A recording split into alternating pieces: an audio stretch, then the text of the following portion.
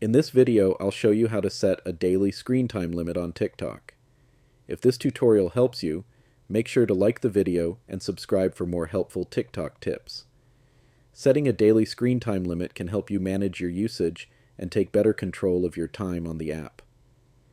To get started, open the TikTok app and tap on the profile icon in the bottom right corner. Then tap the three lines in the top right to open the menu.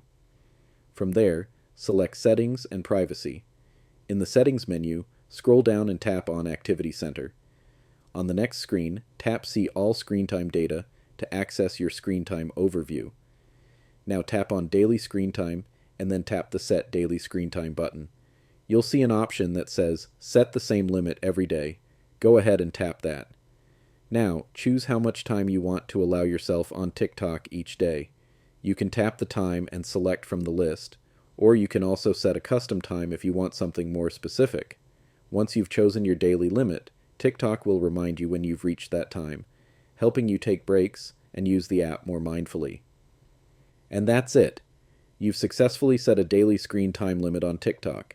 If you found this video helpful, don't forget to hit the like button and subscribe for more TikTok tutorials and wellness features.